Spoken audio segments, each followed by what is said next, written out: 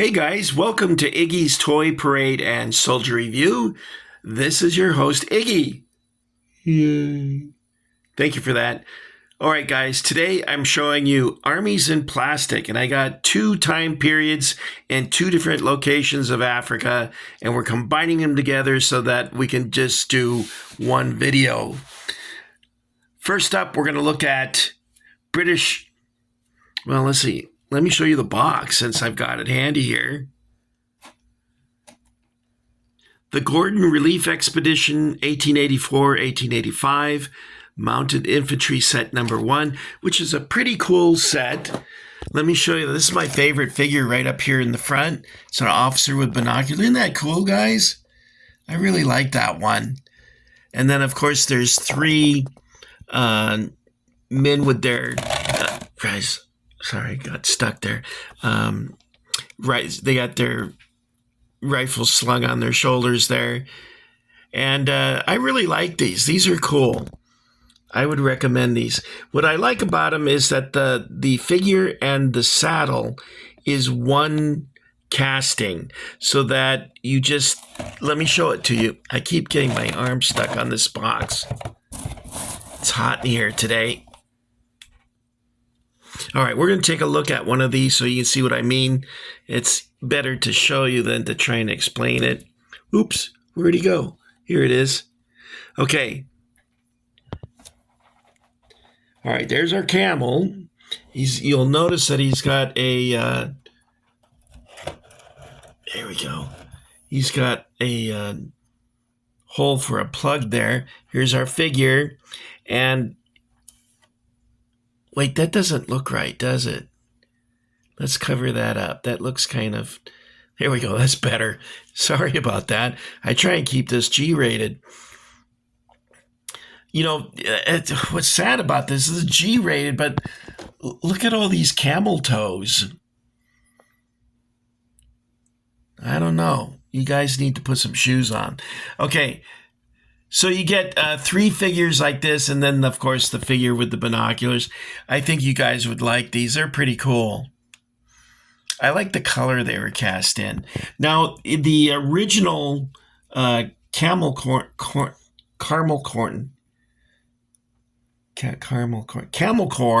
was, they were dressed in a gray tunic with tan corduroy breeches with a leather insert in the groin area here. Why is it so dark in here? Is the light on? No, it isn't. That's interesting.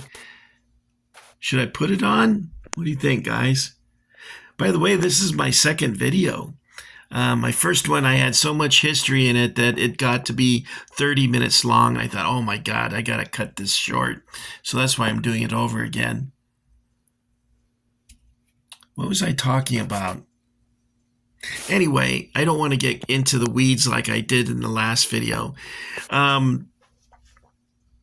If you're interested in this topic, you can watch a movie called Khartoum. It stars Charlton Heston, who incidentally starts the film with an English accent, but it's so bad he gives it up.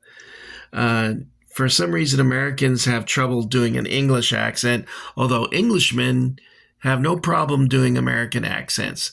So I think that's kind of interesting that we have so much problem with it. Anyway, watch Khartoum. It's from the 1960s. It's a long movie, but it's worth the watch. I think you'd enjoy it. The relief expedition, of course, went through a lot of exploits before finally arriving, but they arrived 2 days too late. The modest, when I say the modest, the followers of the Mahdi, M-A-H-D-I, which means chosen one, attacked Khartoum for the last time and took the city and killed Gordon. They cut off his head and put it on a stick. Allegedly, the Mahdi was upset that they did that because they wanted him captured alive. The the Egyptian garrison of the city were all slaughtered, and many civilians as well. Now, you'll notice here these cavalrymen, these hussars. By the way, the word hussar comes from a Hungarian word that means brigand, which is sort of a mounted thief, I guess. Anyway, that's where that name comes from. And these figures represent the Boer War. So we have over here 1885, and then over here 1899. Now, of course, these two don't take place in the same area. This is South Africa, and this is the Sudan. The South African War was fought 1899 to 1902. Let me show you the box so you can get a look at that. I called Armies in Plastic to find out, oops, that's the wrong box, to see who did the artwork for these. And the number that's listed on the back here is invalid. And when I went on their website and called that number, I couldn't get through. Because I wanted to ask them, well, who did the artwork, who did the sculptures, and so on, but I wasn't able to get through. Anyway, I do like the artwork on the box. Sort of a sepia. Is that what they call it? Sepia?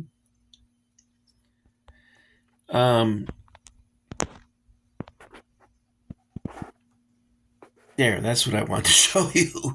Okay, I'm starting to get carried away here. So you're like, well, what are the British doing in... well, let's go over here first. What are they doing in the Sudan? Well, the Sudan was controlled by Egypt, and Egypt was controlled at the time by the Ottoman Empire. However, the government of Egypt went into default, and the British sent a fleet to Alexandria and demanded payment, and they bombarded the Egyptians. They defeated the Egyptians in a couple battles, and they insisted that their finances be controlled by an Englishman.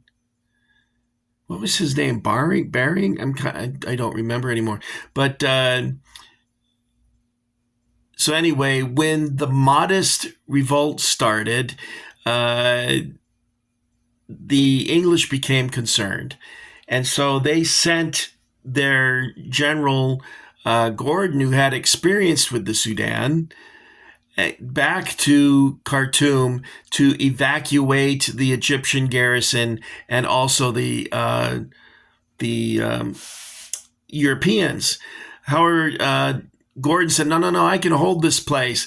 And the Gladstone government said, no, get out. And he said, no, I can hold. The British public started clamoring for the relief of Gordon. They finally relented and sent a relief force, but by the time they reached Gordon, it was too late. And of course, everybody was killed by the Mahdists. The successor to the Mahdi was called the Khalifa, and there was a second battle in the Sudan at Omdurman, and that's where Major General Kitchener defeated the Mahdists and took Omdurman. And you can read about that in Churchill's book, The River War. It's pretty interesting. Anyway, so the Boer War, how did the British get involved in South Africa? Well, you know that in 1664, the British took New Amsterdam from the Dutch. And because the British had been at war with the Dutch on and off, they had clashing imperial interests, and their navies were clashing. And so the British took New Amsterdam. They named it New York. And in, I think, 1795, the British took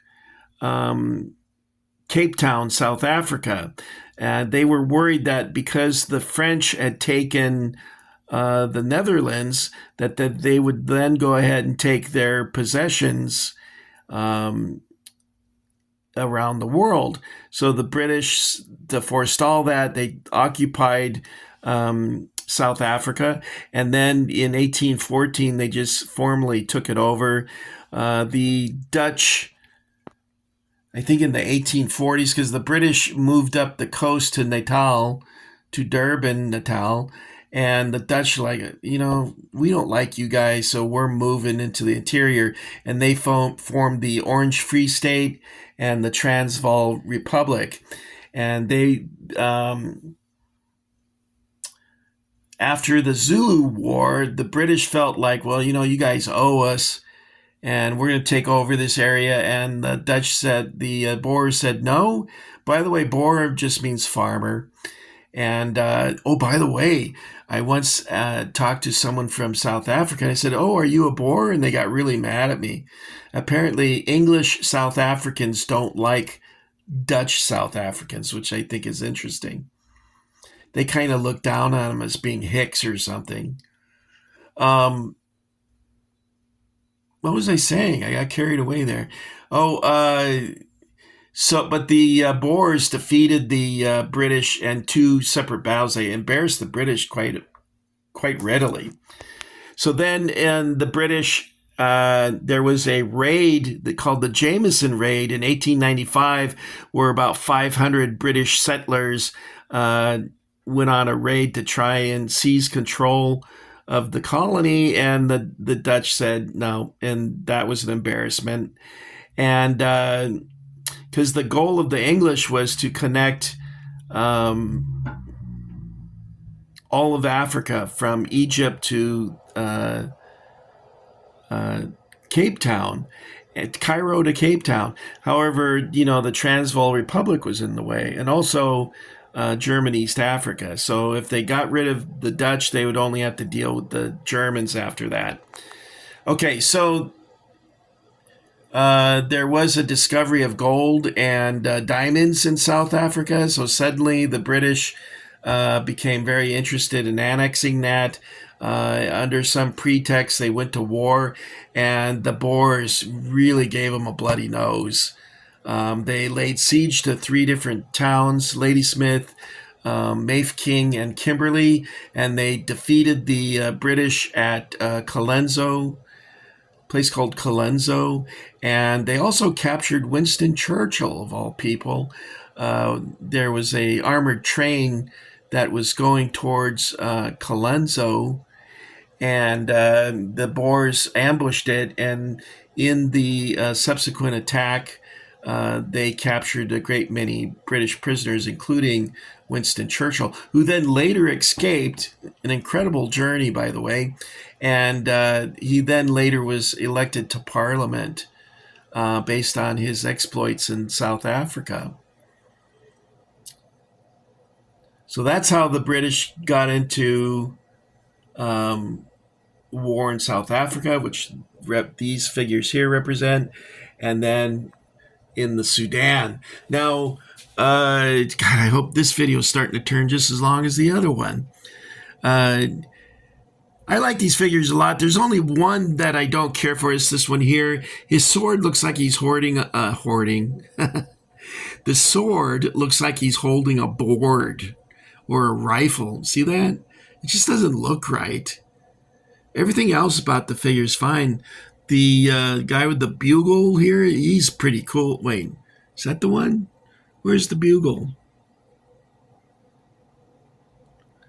I don't see him. Oh, there he is. He's in the back. That guy there. That's my favorite one. So I think you guys would enjoy these, especially if you're interested in British imperial military affairs. These 2 groups of figures would be very good. They also make enemies. I don't care for the Boers that they made for this, but the dervishes and fuzzy wuzzies they made for this I thought were pretty cool, and I do plan to buy those, and when I do, I'll share them with you in a future date. Okay, guys, that's all I've got for you this time. I did it. I made the video half the length of the other one, so I think you would appreciate that. All right, guys, that's it. That's all I've got for you. I'm just going to say goodbye, okay? Execute Order 66.